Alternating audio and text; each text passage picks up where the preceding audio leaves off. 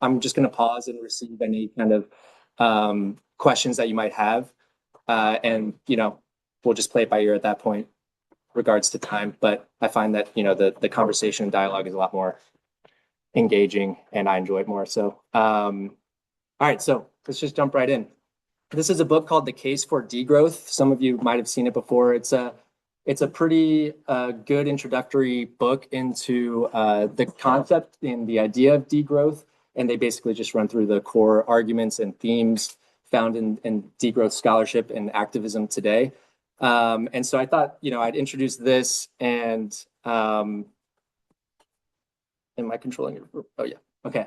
And what I want to present today is a Catholic case for degrowth. So is there a Catholic case? Can we make a Catholic case for degrowth?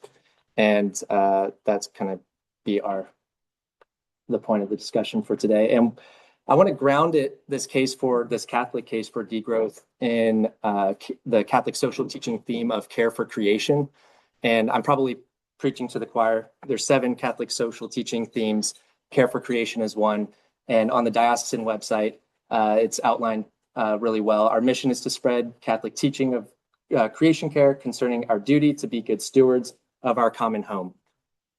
There's scriptural roots to this theme. Of course, the creation stories, God creates the world, sees that it's good, and entrusts this good world to man, right? And man is called to cultivate and care for the gift of creation.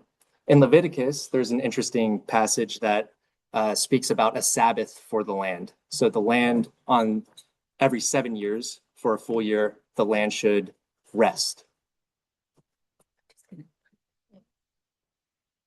Sorry, am I out of frame? Oh, yeah. Oh, here we go. There we go. Oh, that minimized. Sure. If you.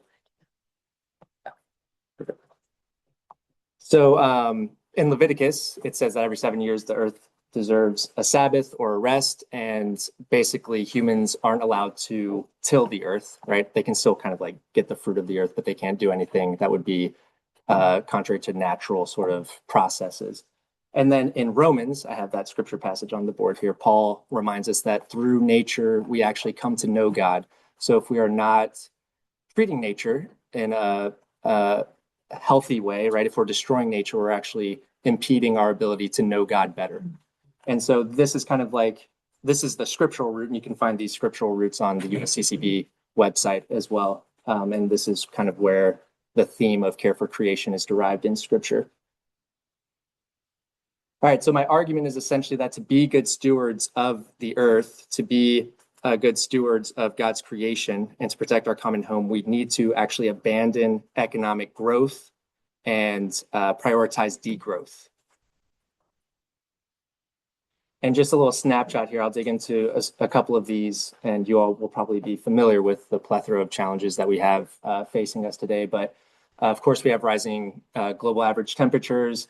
Scientists are warning that we are fast approaching or in the midst of a 6th mass extinction event.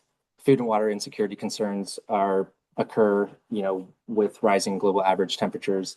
And of course, in the midst of all these environmental issues are interconnected social injustices that have historical roots and are kind of ingrained in systems today.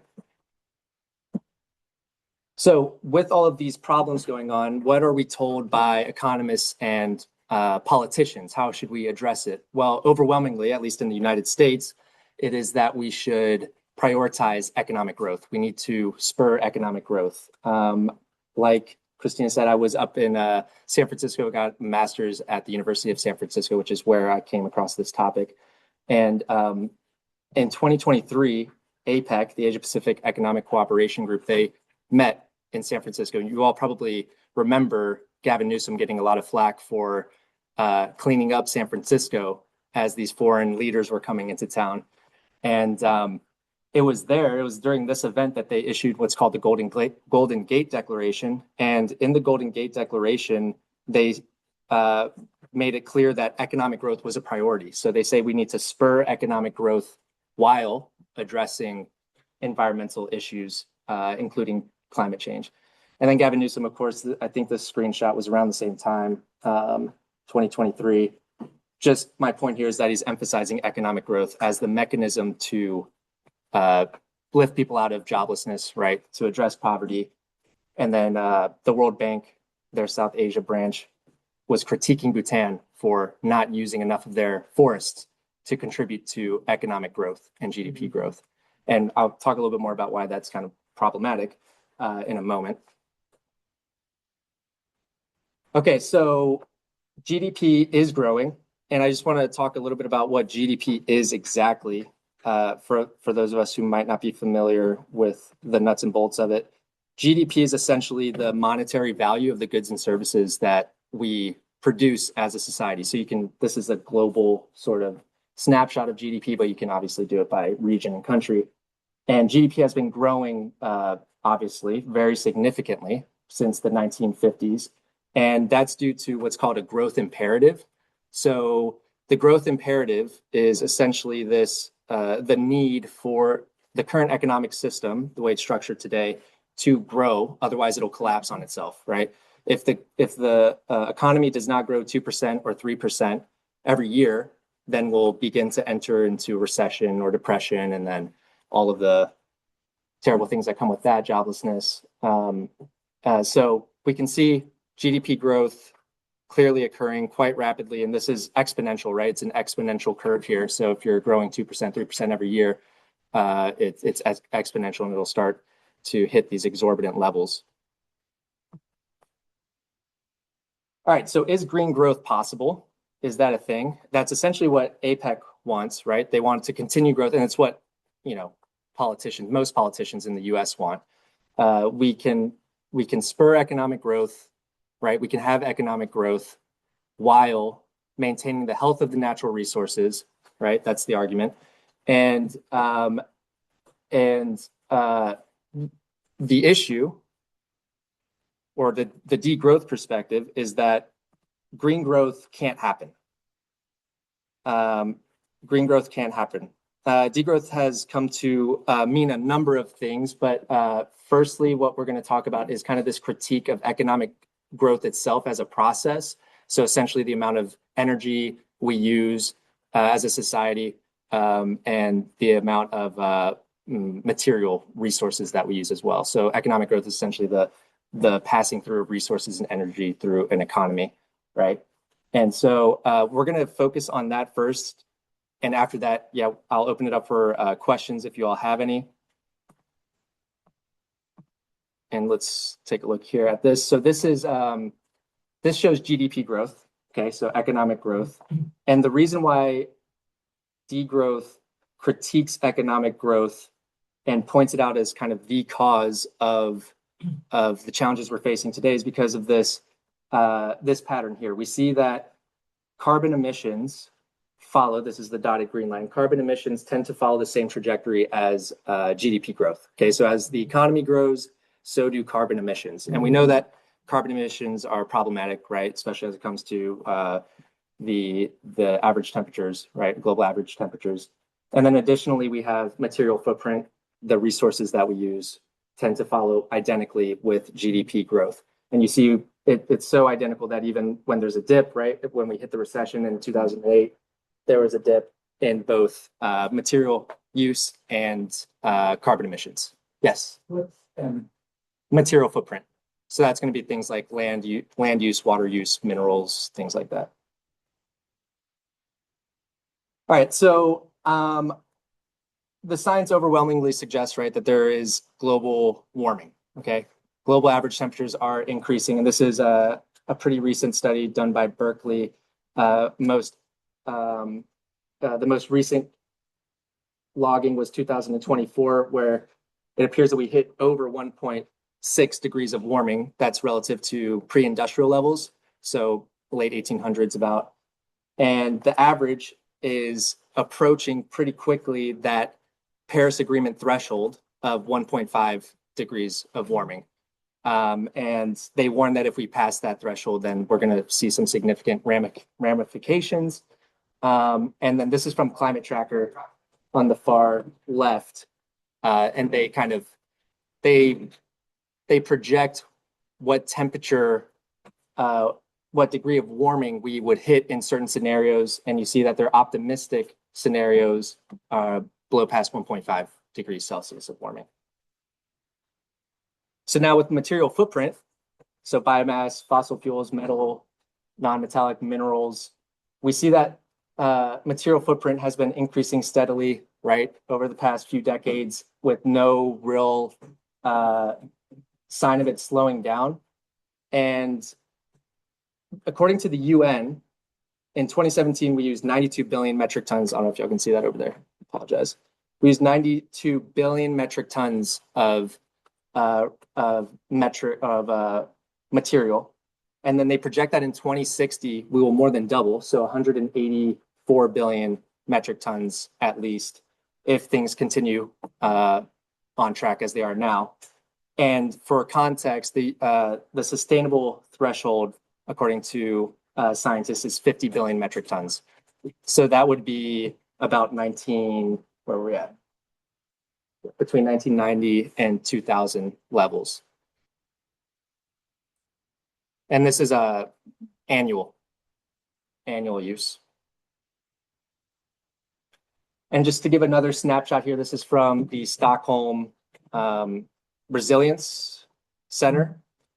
And they created the planetary boundaries sort of infographic that identifies certain planetary systems that we would need to respect in order to maintain the integrity of our Earth system, right? And in 2009, so they identified 9. In 2009, we had pressured against and surpassed 3 boundaries. Fast forward to 2025, we've now surpassed 7 of the 9 planetary boundaries, okay? And this one's a little blurry, but you can kind of see we've got biosphere integrity, climate change, novel entities. I'm not honestly entirely sure what that means exactly. I'm not a climate scientist. Biochemical fuels, ocean acidification. So that's just an idea of what kind of they're measuring to give us a grade essentially on how we're doing when it comes to sustainability. And if we narrow it down into California specifically, this is from the California Donut Economics Group, CalDEC, and they provided their own snapshot, and they said that almost all ecological indicators have been transgressed in California. And meanwhile, they add another layer to this in their report, and that is social indicators of well-being. So while we are surpassing these thresholds, these ecological thresholds, we are short on at least all of their indicators of social well-being, things like education, things like equality, community, connection, right? We're short on all of those, even while we're pressuring up against these planetary boundaries.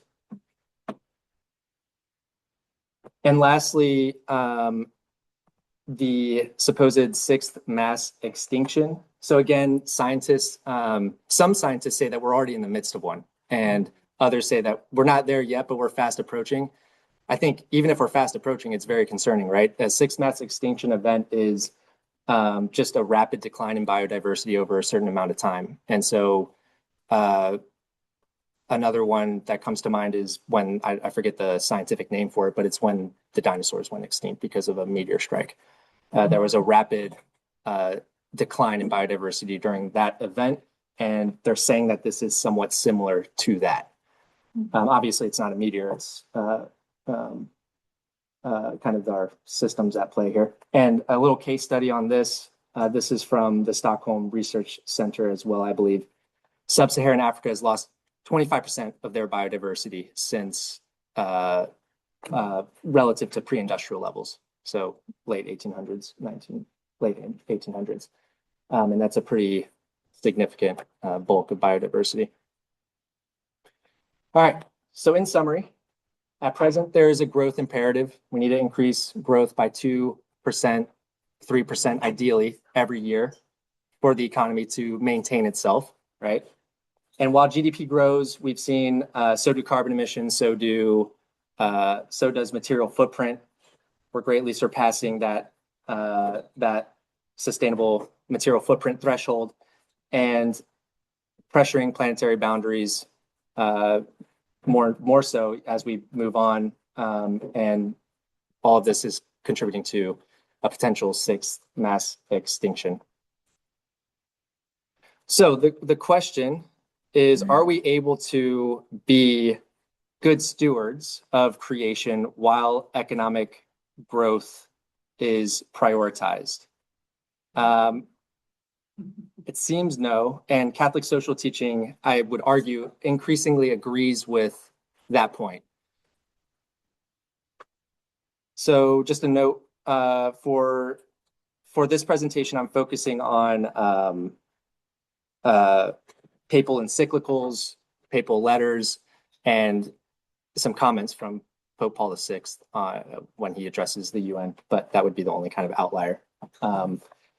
And I think a good place to start with our Catholic social teaching engagement on this issue is to see if they kind of share a critique or critique at all economic growth as a process. So this increasing consumption of goods and services, this increasing consumption of resources.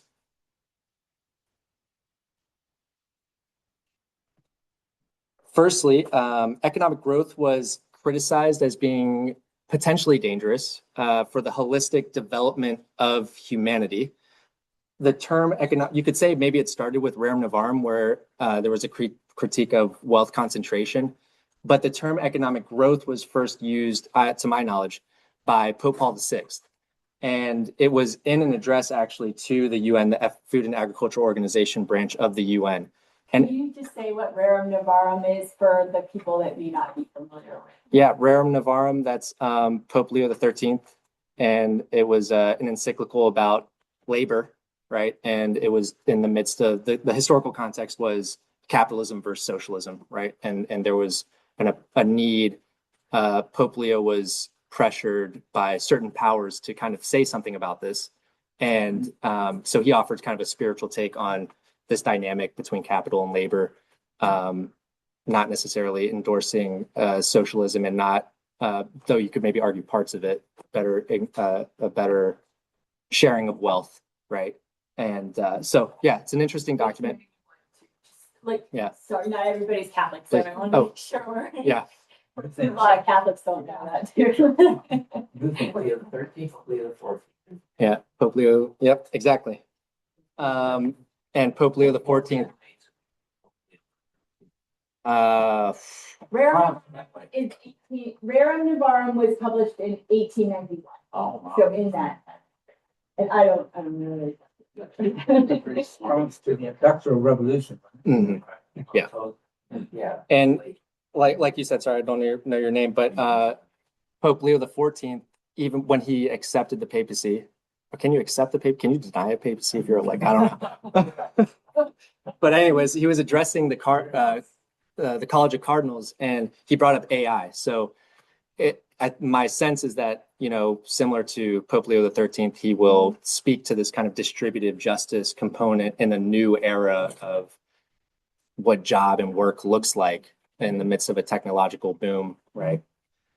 So Pope Paul VI in this address said that the most extraordinary scientific progress, the most astounding technical feats, and the most amazing economic growth, unless accompanied by authentic moral and social progress, will in the long run go against man.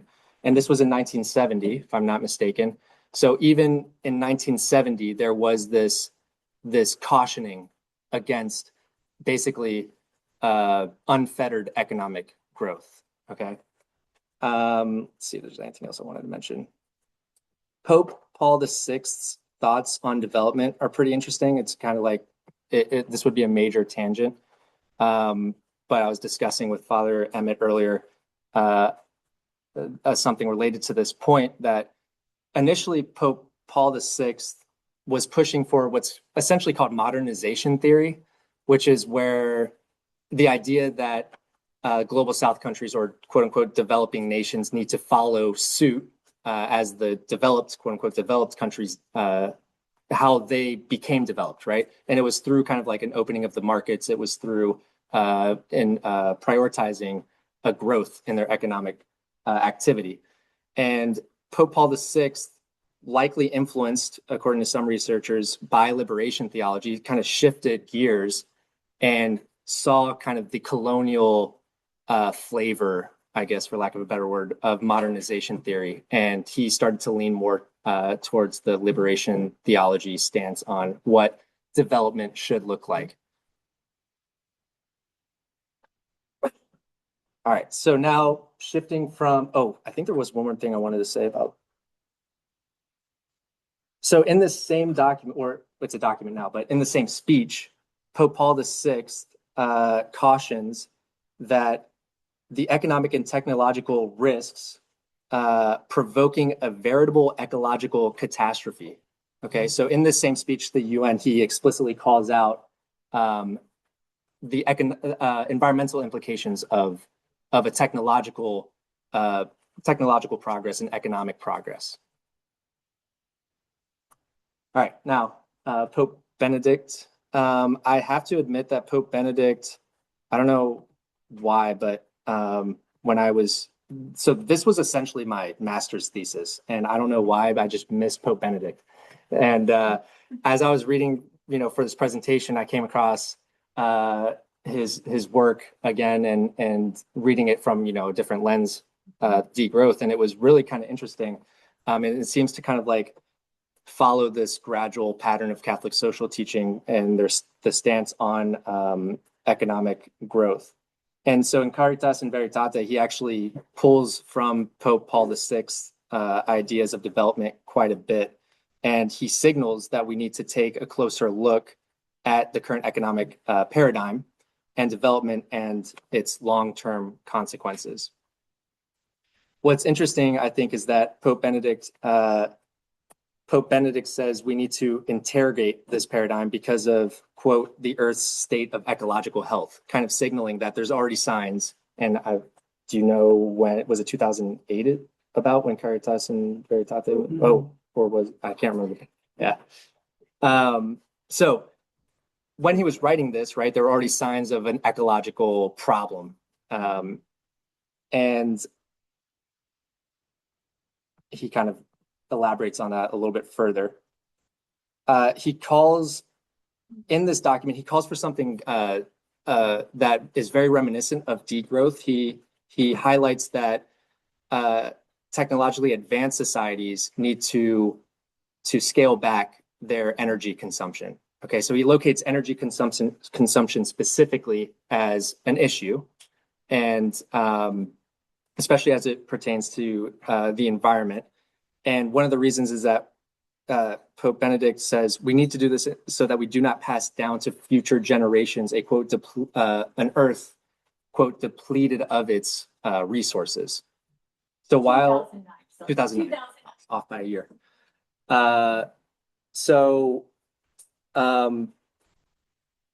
While this is aligned with degrowth, it's not a broad sort of condemnation of economic growth itself. It's kind of this more isolated component, energy consumption. And if there's time, we'll kind of see the disproportionate sort of use globally of energy use, but I think you all might have an idea of where I'm going with that. All right, now moving on to Pope Francis. Pope Francis did, however, flat out call economic growth, or he flat out called for degrowth, essentially. He doesn't say the word degrowth, but he says that the time has come for certain parts of the world to decrease their material and energy use for decreased growth, while other parts of the world, assuming the global south here, should experience healthy growth. And just last year, there was a document written by primarily bishops from the global south. There were a few, I don't know the list of bishops that were involved on this, but there were a few bishops from Europe that were also involved in the writing of this document. And it was written in response to Laudato Si and Pope Leo's call to live integral ecology. And in this document, they explicitly call for degrowth. They say it is not enough to talk about an energy transition. We propose a model aligned with planetary boundaries and with goals for degrowth specifically. So in other words, for the sake of caring for the environment and our common home, we must abandon economic growth. All right, to wrap it up here, just to summarize the progression of Catholic social teaching on economic growth as a process, it was initially promoted, especially by Pope Paul VI, as a mechanism to get people out of poverty, to benefit the integral human development of individuals in the community. Then Pope Benedict identified that growth has quote unquote malfunctions, and he called out, right, the fact that if we continue along this path, future generations might not have the resources they need to fulfill their development. Pope Francis, we need decreased growth, and then with the bishops of the Global South, degrowth must be pursued.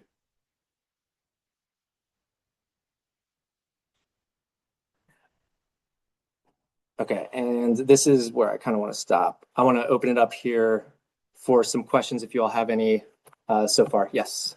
Yeah, I guess the question would be, if we say something and then maybe we do something. And I would think many religions do this. They make proclamations, they say something at their general convention that they hope will transfer. The question is, how successfully does that happen?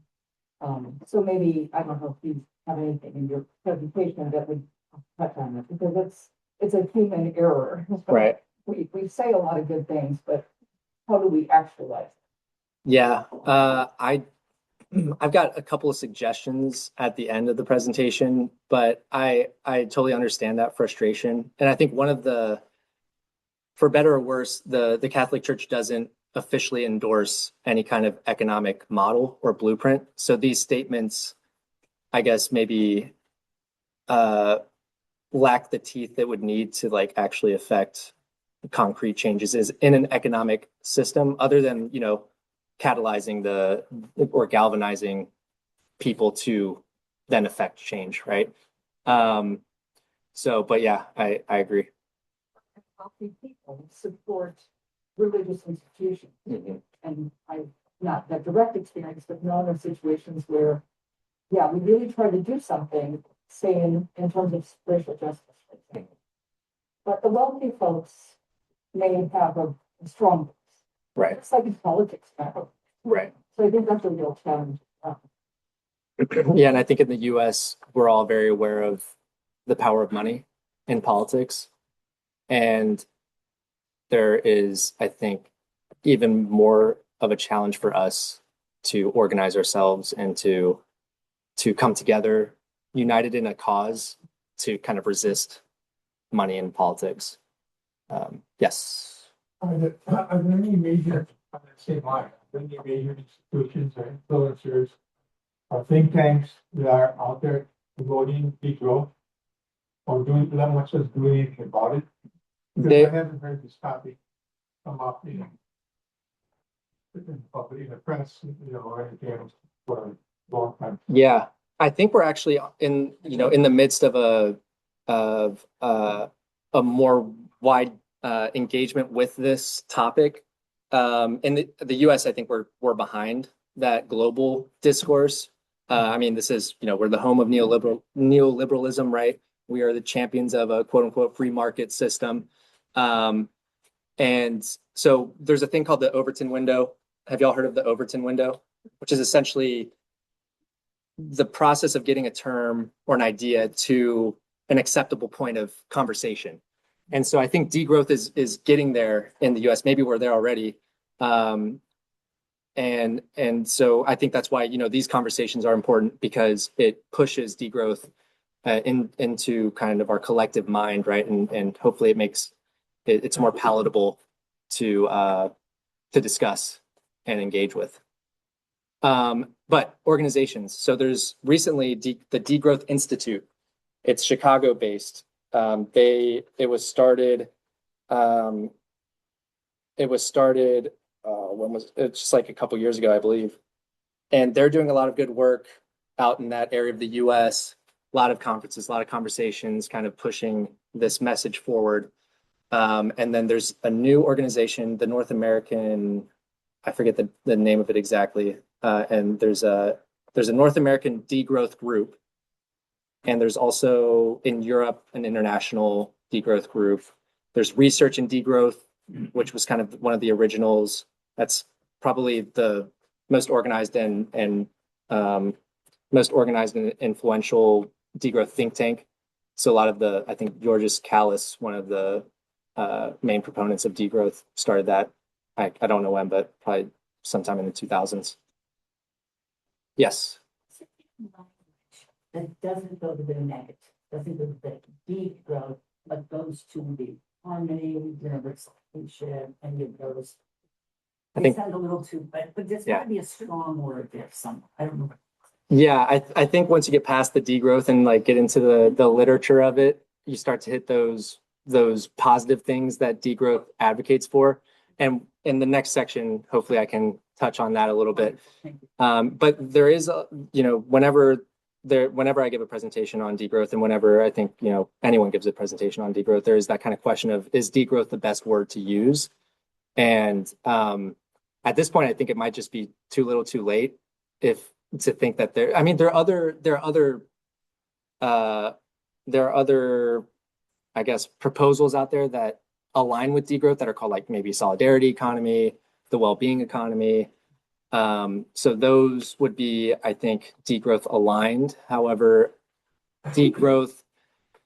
So if you want to go through the etymology of it, degrowth was first used by Andre Gors in I think it was like 1980. And he was a French philosopher. And in a conversation, they were talking about economic growth, right, as a process specifically. And in this conversation, Andre Gors said, is it possible to have, and I'm paraphrasing, is it possible to have economic growth on a finite planet, or do we need degrowth? Something along those lines. And so it's really from that like moment that degrowth kind of entered the vocabulary, our collective vocabulary. And that was in France, and kind of that is where degrowth as a framework, and some would say as a movement, started. The movement kind of being the concrete concrete efforts to actualize what the degrowth calls for. So yeah, that's kind of where the root of the term, where it comes from. Yeah. So the 2 to 3% growth imperative to maintain the economy, that's not necessarily, if this is black and this is white, that's what is the accepted knowledge or the accepted way of looking at it. But it's not necessarily like this is a table. Yeah, it was this was through some research. And I think what they found in the research was that well, it is a policy goal. So if you, and by, certain politicians, and I'm not off the top of my head, I can't really think of who exactly, but the scholars that researched this specifically noted that if the 2% or 3% isn't reached, that's when we start to hit those recessions. So it does seem to be kind of black and white. Whereas if you're not meeting that mark, then that's when we start to see the signs of recession. Even though that's a growth, that 2 to 3% is kind of the threshold that Mhm. you have to It seems like the minimum, keep it. right? To keep like on course as far as you and I maintain our livelihood and our jobs and Okay. purchasing power, maybe ostensibly. I don't know. Yes, sir. Yeah, to me, for the lack of better term, degrowth is not growing. And, we Americans, the way we think is economic growth and profit making and, all the successes of materialism. I was very involved with stewardship, and one of the things we were looking into was stewardship operation and try to look at, raw materials and recycling, sustainability, working on what you can do now to transform yourself into less carbon footprint. But degrowth is something like maybe people will not go in there. That's just kind of my opinion on it. Yeah, so I mean, up till, recently, the push has been for us individually to decrease our carbon footprint, right? We got to act on our own, use less plastic, drive less, right? Consume less in general. And degrowth argues that that's not necessarily a bad thing, but it would be insufficient within an economic system that requires economic growth. And that is due to what I showed earlier, the tie of economic growth to carbon emissions and to material use.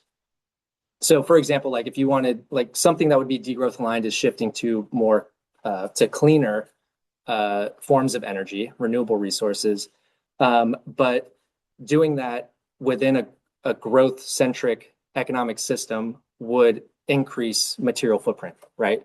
Because these companies and the economy itself necessitates an ever-increasing material use. So we would have to mine more, we would have to create more solar panels, wind turbines, things like that. Sorry. Yes, Chad, fascinating topic, and I commend you for your efforts in dealing with this. Nowadays, it's hard to turn around without seeing some comment on artificial intelligence. And I'm wondering if anybody has subject watched, or somebody had, that what have been the results, if anything, of subjecting the tenets of degrowth to an artificial intelligence model. I personally think depends a lot on how the AI model is trained, if you will, to come up with a decent answer. But I suspect it's already being trained in the direction of all growth is good. Economics 101 always is Right. bigger, better, faster, quicker. And I'm wondering what AI has said about this. What AI has said, or how? What AI, Oh, if anybody has done, I'm sure somebody has. it's possible, yeah. Okay. I haven't really asked ChatGPT Yeah, much about degrowth. maybe you don't want to. No, yeah, no, that's exactly right. I tell my high school students all the time that they don't need ChatGPT, so I try and live that out myself. But it is tempting, But I guess and others here probably have more insight than I do when it comes to AI. But the caution I would have is that, if there aren't guardrails in place for AI, then it's kind of operating within, this economic system that is bent on profit, bent on growth. And like you said, AI is learning from who? It's learning from us, obviously, right? So some critics have argued that, humans, we have flaws, right? One of our flaws might be this assumption that economic growth is good, and others, racial biases and things like that. So some argue that ChatGPT has it now ingrained in itself, these biases. Sorry, she hasn't asked a question. I'm not quite sure how to articulate it, although when you just mentioned racial bias. I've heard that 2025 will be the first year in the United States that our population goes down. And we're looking at, especially now, I don't know how short term it will be, that we don't want immigration coming into the United States. Will some of these forces really almost require a decrease in economic growth, where we're not sustaining our population, so we have the labor force, or the demand. I don't know how the right looks at that, because for them, for their having capitalism and economic growth is the basis of how they see the country operating. Right. Most people do. But it seems like there's some things going on that are almost going to require that we have a decrease in economic growth. And is there a way of making that a positive movement, Right. but not a total collapse? Right. So paraphrase her question, I would. Oh. If you can even understand it. I'll try and paraphrase. Summary as you present your. So can you actually paraphrase? And I'll relay it. Can we do that? Well, it just seems like there's some forces in our country right now and other developed countries where with population growth, it's not sustainable with one child per family. Oh, right. Or whatever. Okay. Plus, many of the developed countries, as well as the United States, are saying we don't want immigration.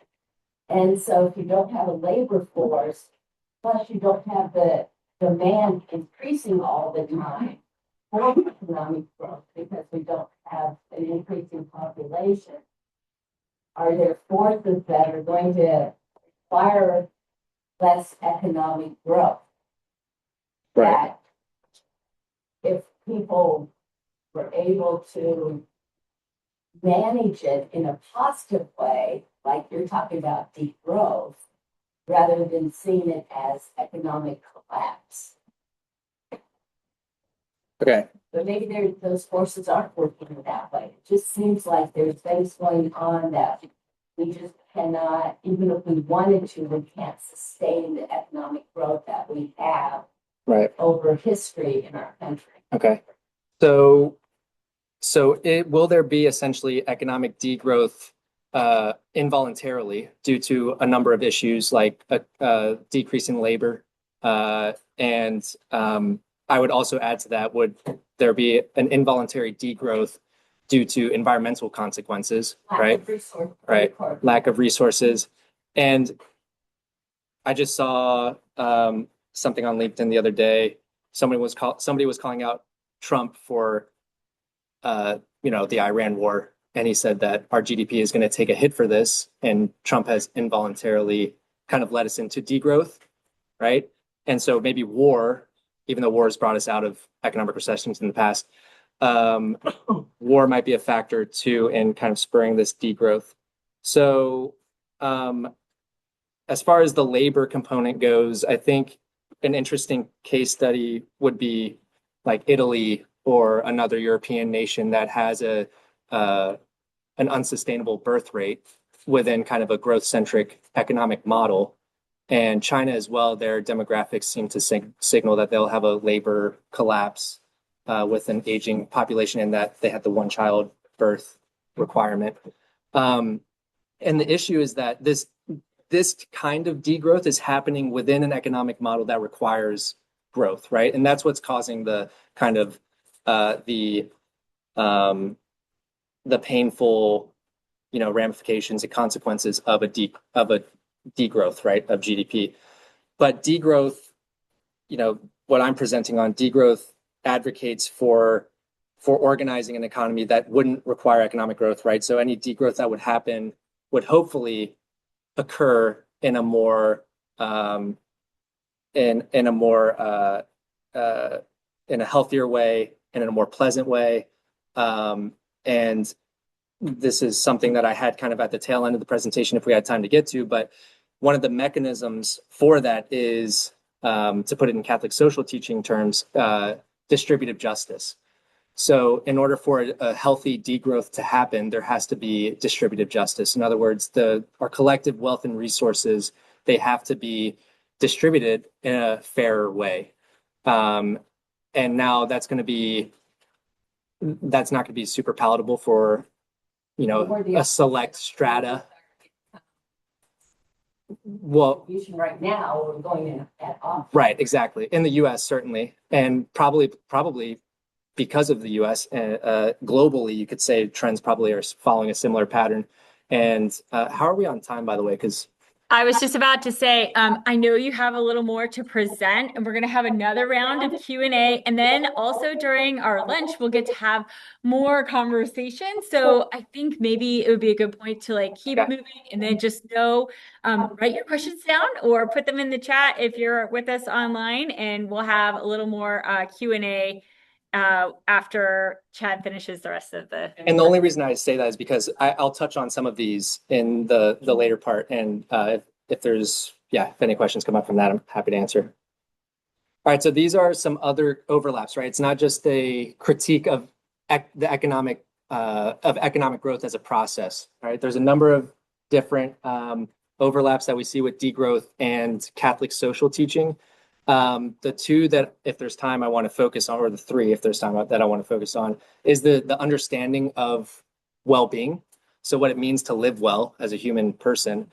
This colonial relationship, how do we mend these neo-colonial dynamics that seem to be present in our current global economic system, which that might address some of your questions as well.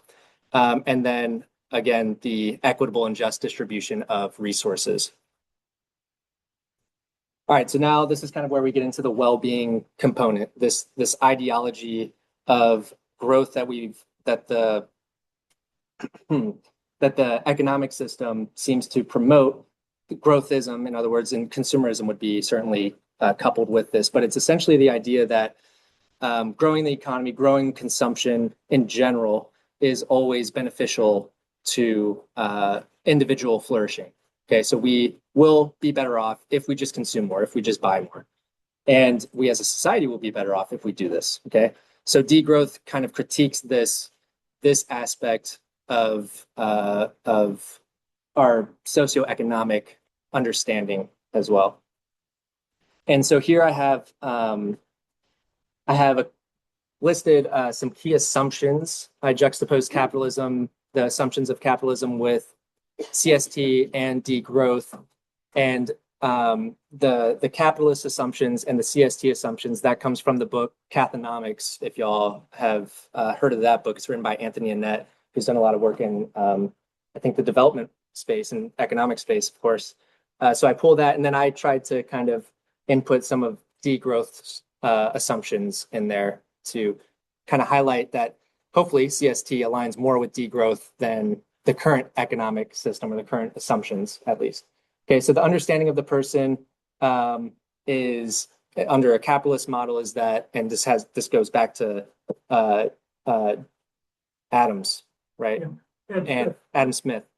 And he kind of identified like the invisible hand, right, in the economy, that the economy is left alone, it'll function well. And I guess the kind of philosophical root there is that the individual human is self-interested, right, and wants to procure the things that the individual needs in order to live well.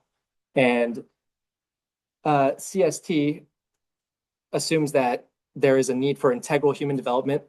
Pope Paul VI wrote a lot about that, and that we need a more holistic view of what development looks like, what well-being entails, and that involves, the social, that involves the physical health, mental health, et cetera. And degrowth affirms this, right? Degrowth affirms that it's not just the material, it's not just continually increasing our material consumption that matters, it's also our connection to our communities, it's our connection to the earth, our spirituality, right? So we are complex and relational. And then the view of nature is very different. Catholic social teachings view of nature, I would say, is very different than the capitalist assumption. So the environment is valuable only in as much as it provides value to the economy within the capitalist model, right? And you saw that with the World Bank snapshot. Their tweet, they said that this forest is valuable only in as much as it provides growth to Bhutan's GDP. But Bhutan, they have what's called the gross happiness and gross national happiness. That's their kind of like indicator of economic and social health. And that includes the spiritual, that includes the environmental, that includes the economic, of course. And so their view of the forest, the value of forests, aren't strictly confined to its contribution to GDP, right? And that's why probably Bhutan doesn't use as much of its forests as the World Bank would like, okay? And with CST, of course, we have integral ecology. Pope Francis says that we need to kind of rethink our relationship with nature. We need to return to a familial engagement with nature, treat nature as a relative, right? And degrowth well-being is, of course, inextricably tied to the health of environmental processes. And I'll jump ahead a little bit here, but they also say it's pretty consistent in the literature that the natural world has inherent value, even outside of its support of human life and flourishing. Okay, so in and of itself, essentially. Now, the standard of judgment. So, how do we judge whether we're doing well societally and economically? Capitalism only uses GDP for the most part. Maryland uses the gross national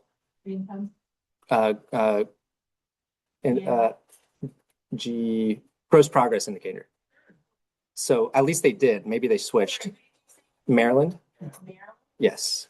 Yes. And they do it I think it's every once in a while. It's not like consistently, but it's one of those like cases where, oh, thumbs up, they seem to be just doing something good.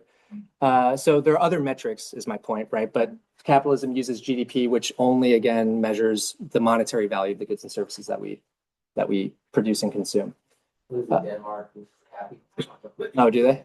Yeah. And then Catholic social teaching, there are metrics like the universal destination of goods.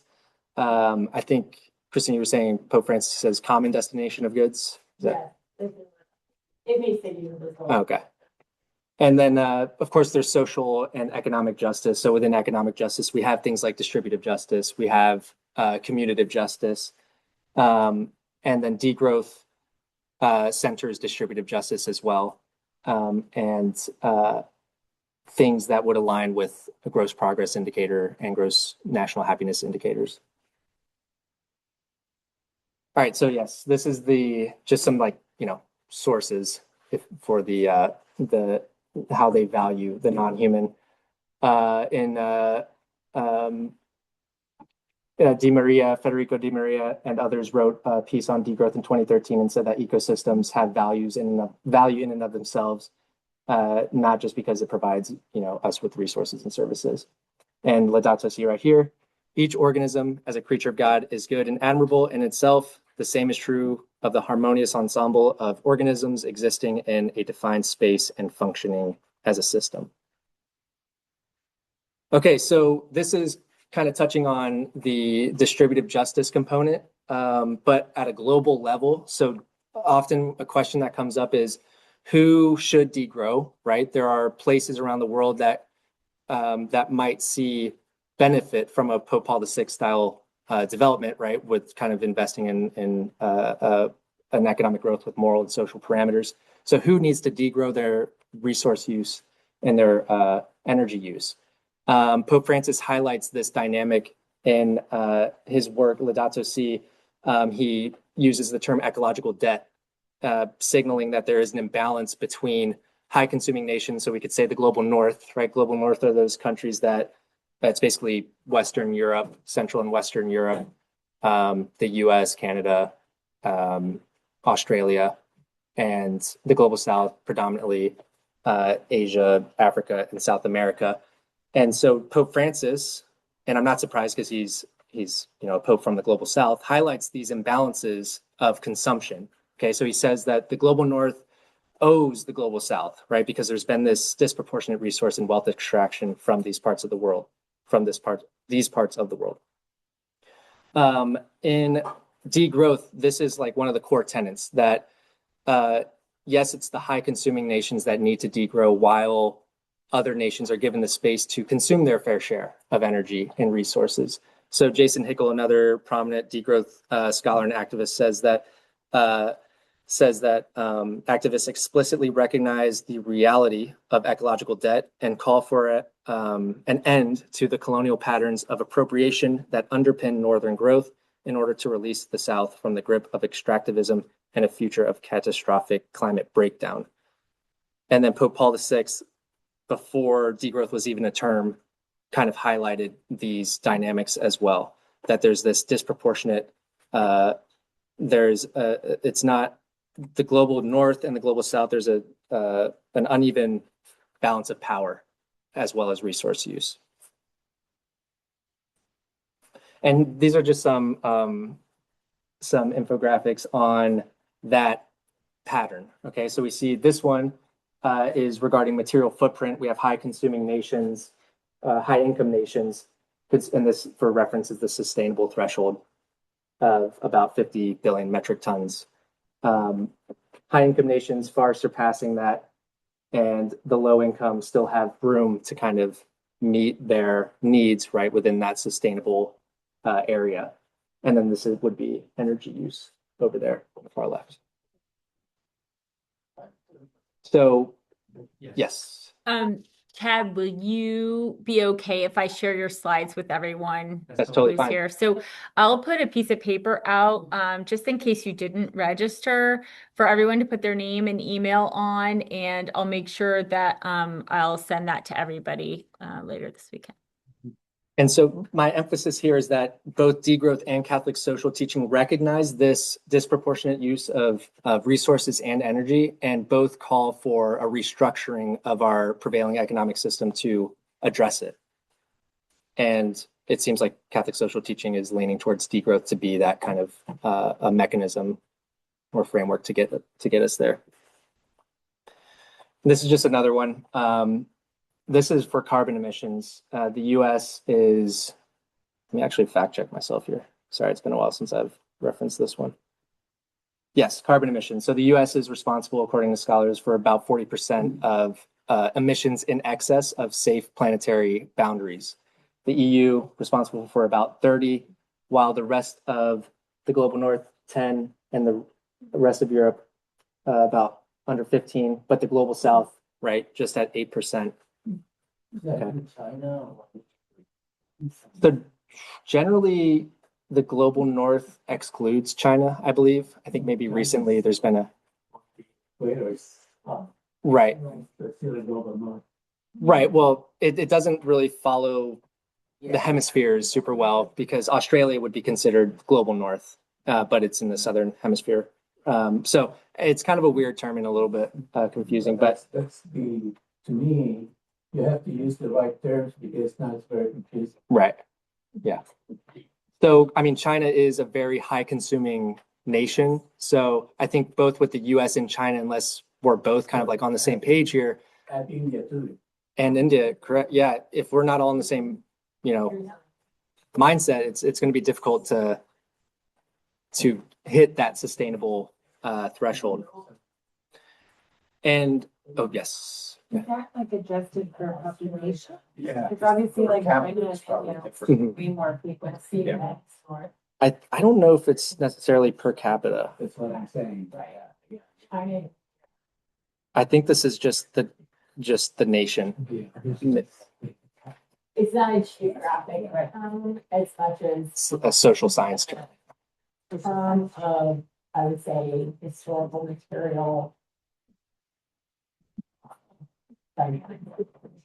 Defer to you on that one, yeah.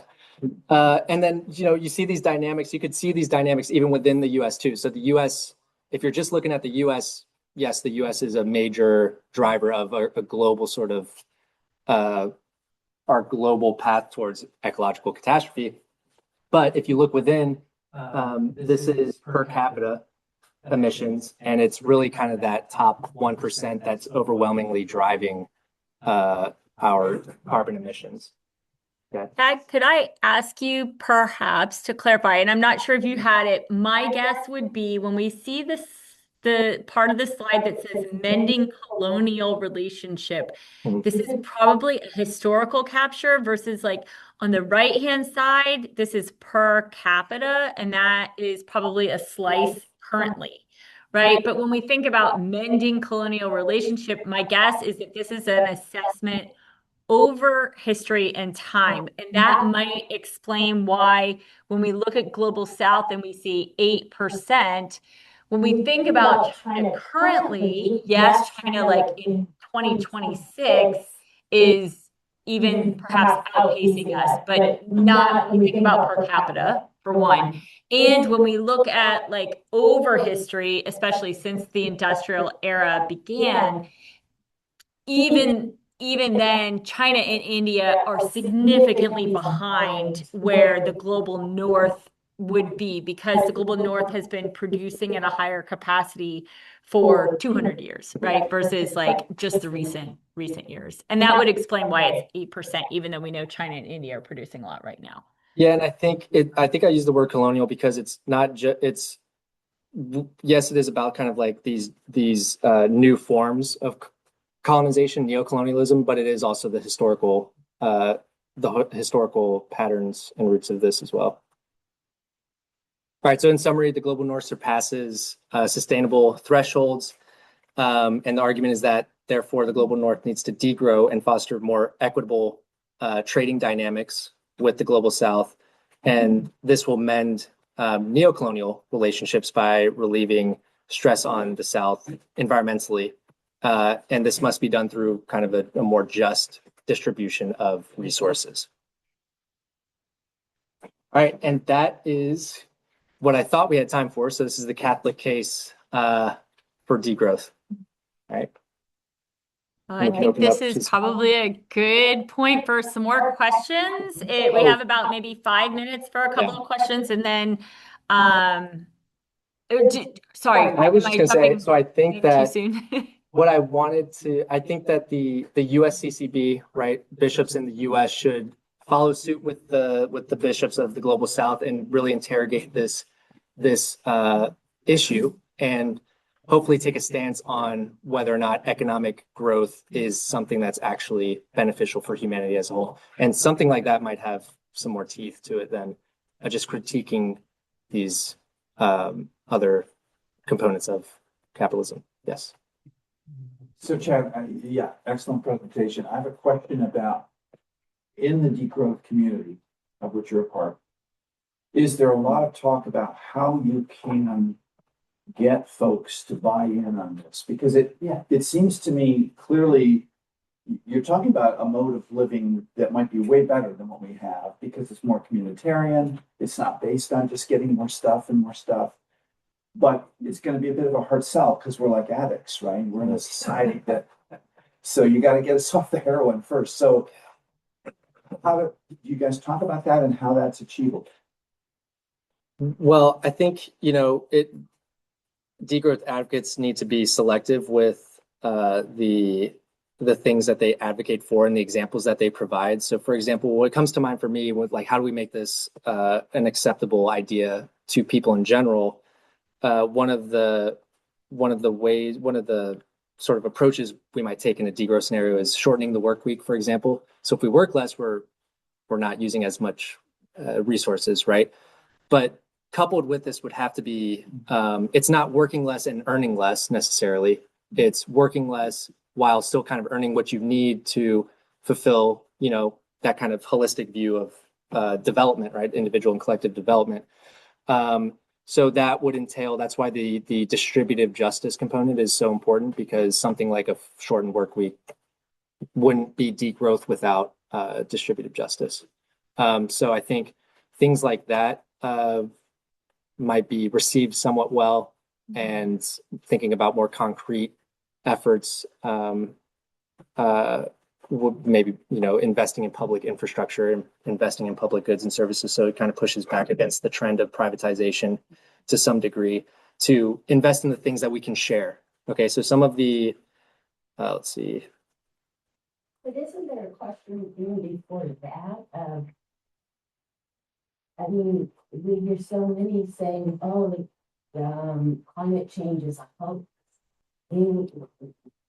There hasn't even been an establishment of why growth might be bad, because they don't believe the premise that it's causing harm.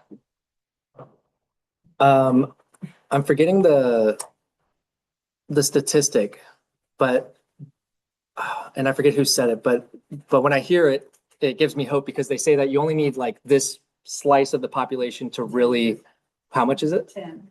So if you only need 10% at most, or at least, then I think more than 10% of maybe the global community at this point agrees that the earth is warming, and the global south maybe even more so, because I just gave a case study to my high school students last week, the case study of Tuvalu.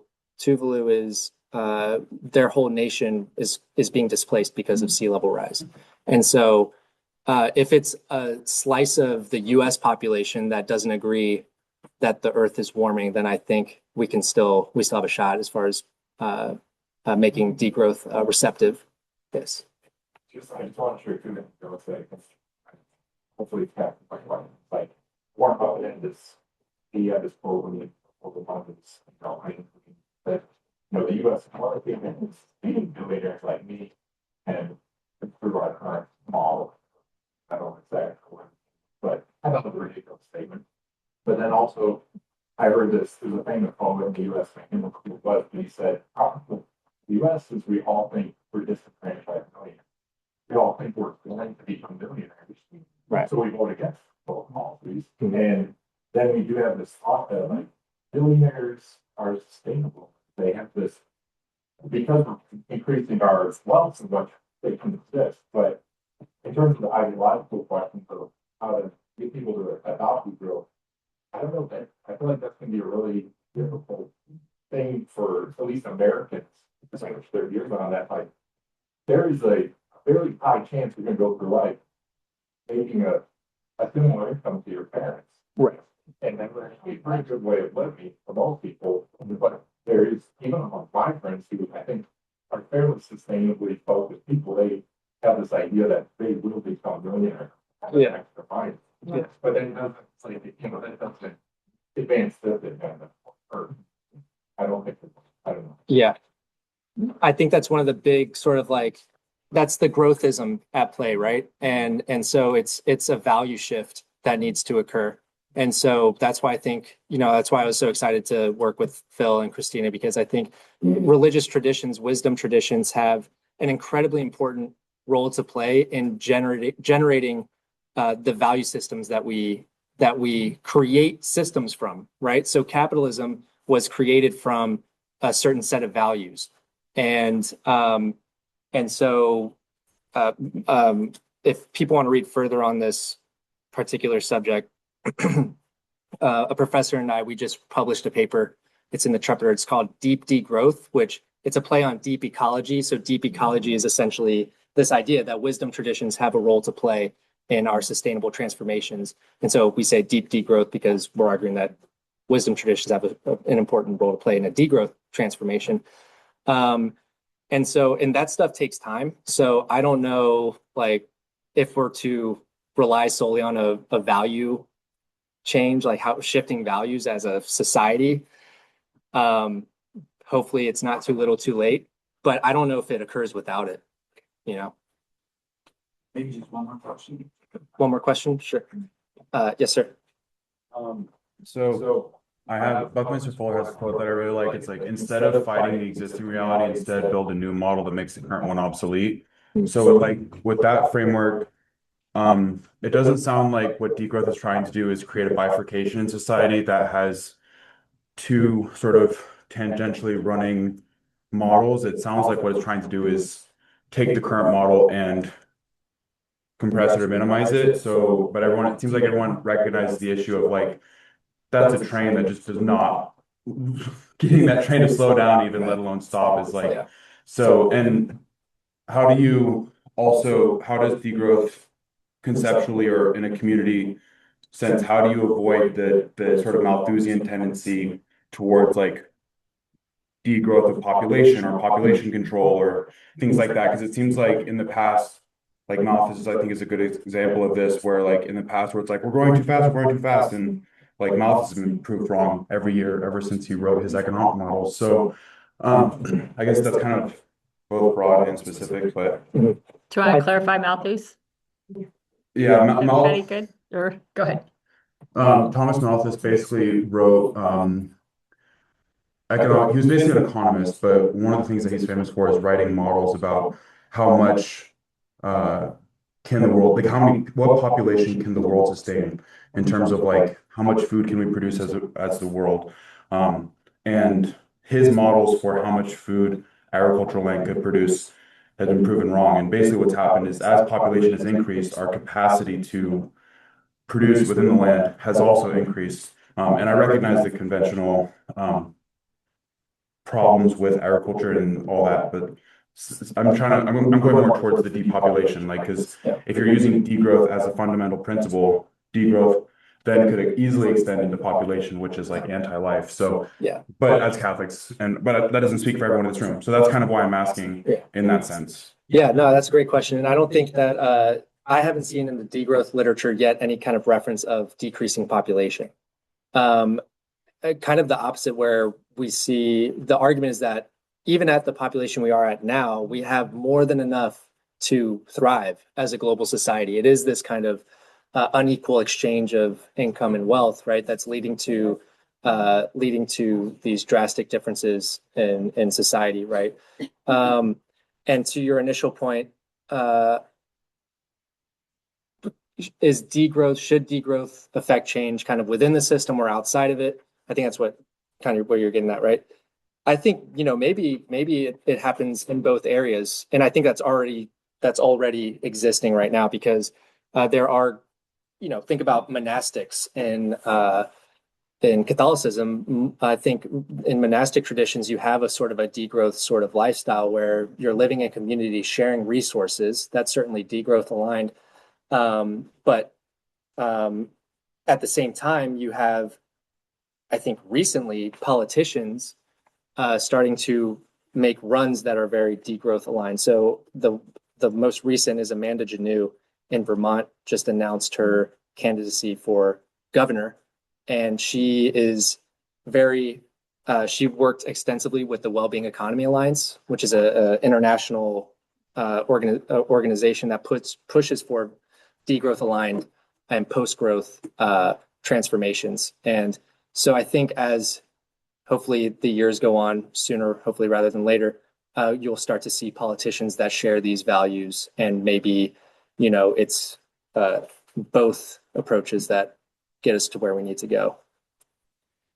I'll defer to you. I think we have to wrap it here. We can do conversation during lunch, but we have to get going because we also have to sort of wrap our lunch around 12:30. I'm going to let Phil take it over.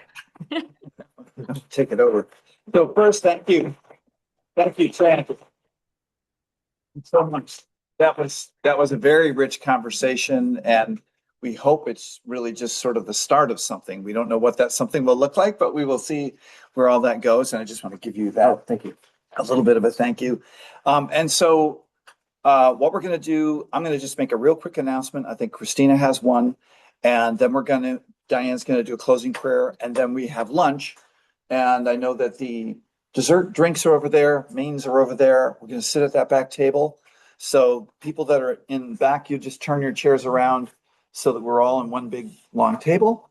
And we need to try to wrap up our lunch about 12:30, I think, right, Christina? So don't need to rush your food, but anyway. So my announcement is just that. So again, I'm the co-chair of the Interfaith Coalition for Earth Justice. And every month, on the first Monday of the month, we're holding a vigil downtown, which we'll call an Interfaith Vigil for Earth Justice. And it's basically to kind of draw attention to what this administration is doing, their anti-Earth policies that we are totally against. And we want to stand up as people of faith and say, not in our name, this is not what we want to do. And so we do that with silence. And it's actually a very powerful thing. We've been doing it since August, I think was our first. And we'll do it through July at least. And then we're going to assess. So the next one is April 6th, 12 to 1. We're at the District Court Building, 385 West Broadway. Christina, do you want to make your announcement from back there? Okay, thank you, Phil. In addition to Phil's announcement, we have a workshop on April 9th. Starts with the pizza, optional pizza dinner at 5:30, or the actual presentation begins at 6, and we'll be describing or discussing and going over use of the Vatican's Laudato Si action platform. This is created by the Vatican's Dicastery for Integral Human Development, as Chad was describing, and how you in your household, your school, your parish, or your community could participate. And I believe it's open to all faiths. I don't think there's any kind of restriction on that. So if you're just interested to see how the Catholic Church is doing this, you're more than welcome to attend, and I'll get information out to Phil on how to register if you're not part of the Catholic communications loop. Great. Okay. And Diane is going to pray us out and also give a prayer for our meal together. That's the plan. So stand here. Okay. As we speak with love that brings forth light and act with love for justice and mercy, may we go forth with the knowledge shared today, treading lightly on earth, working for all creation. And this labor requires sustenance for body as well as spirit. And so we bless the food from earth's bounty and those who toiled that we may be nourished. Amen. Amen. Great, thank you all again. And I will say, so that my salad is in that blue bowl, it needs to be dressed. It's not dressed, that's with the balsamic vinegar and the oil is next to it.